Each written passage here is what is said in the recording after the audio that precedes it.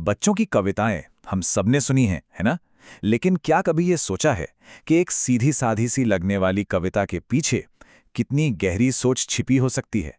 तो चलिए, आज हम एक बहुत ही मशहूर हिंदी कविता की चीरफाड़ करते हैं और देखते हैं कि ये सिर्फ मनोरंजन नहीं, बल्कि उससे कहीं ज्यादा कुछ है। हाँ, एक मोटा हाथी घूमने चला। अरे वाह!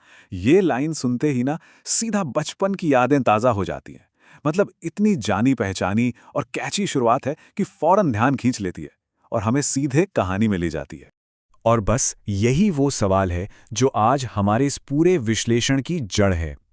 हम इन कविताओं को सिर्फ गानों की तरह नहीं देखेंगे, बल्कि एक कह सकते हैं बहुत ही सोच समझकर बनाए गए लर्निंग टूल की तरह देखेंगे। तो शुरू करते हैं। सबसे पहले इसकी कहानी को ही पकड़ते हैं। इसकी सबसे मजेदार बात पता है क्या है? ये सिर्फ गिनती नहीं सिखा रही, ये तो साथ साथ एक पूरी कहानी सुना रही है। तो कहानी शुरू होती है एक हाथी से।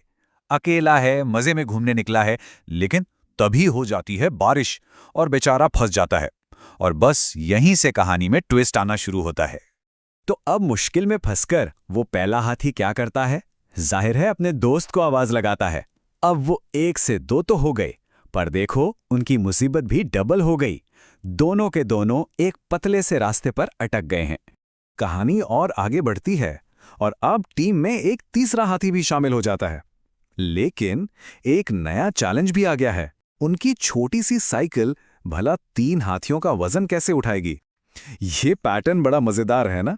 हर नए दोस्त के आने पर एक नई प्रॉब्लम भी साथ आ रही है।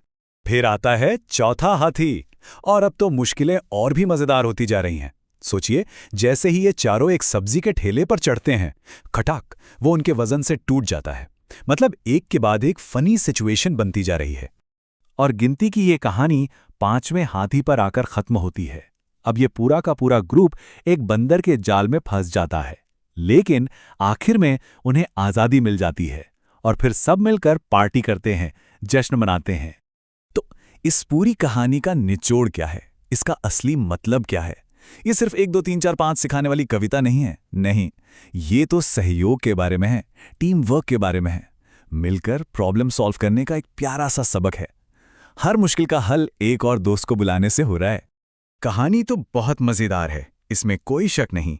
पर कभी ये सोचा है कि आखिर बच्चों को ये इतनी आसानी से याद कैसे हो जाती है? इसके पीछे एक बहुत ही क्लेवर टेक्निक छिपी हुई है। वो की फ्रेज है, इधर आ इधर आ इधर आ।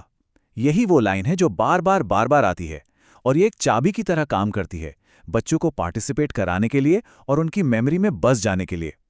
इसी हिस्से को बच्चे सबसे पहले पकड़ते हैं और जोर जोर से साथ गाने लगते हैं। सीखने की इस टेक्निक का एक नाम भी है। इसे कहते हैं रोट मेमोराइजेशन, या जिसे हम आम भाषा में रटना कह देते हैं।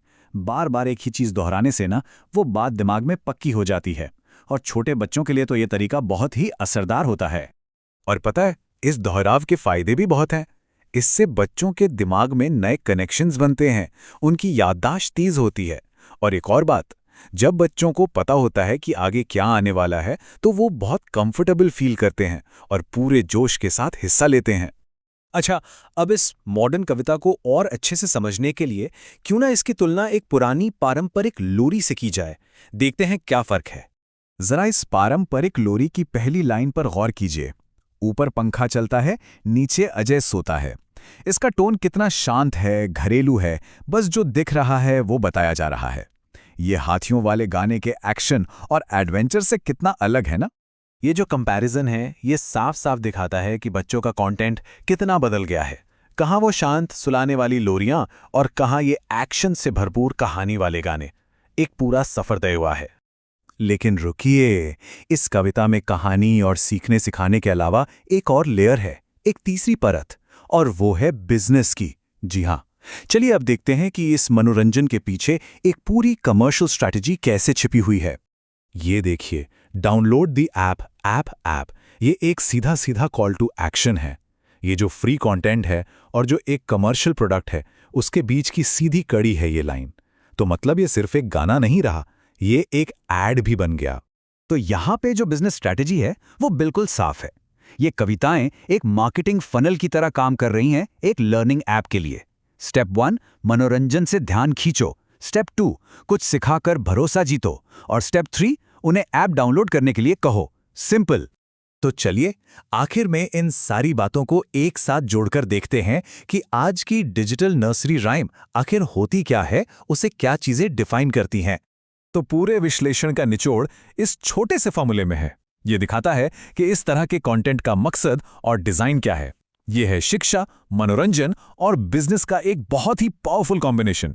तो सवाल ये उठता है कि जब एजुकेशन और एंटरटेनमेंट इस तरह से एक दूसरे में घुल मिल जाएंगे तो इन नर्सरी राइम्स का भविष्य क्या होगा? ये ट्रेंड बच्चों के सीखने और खेलने के तरीके को आगे चलकर और कैसे बदलेगा? ये वाकई में एक सोचने वाली बात है।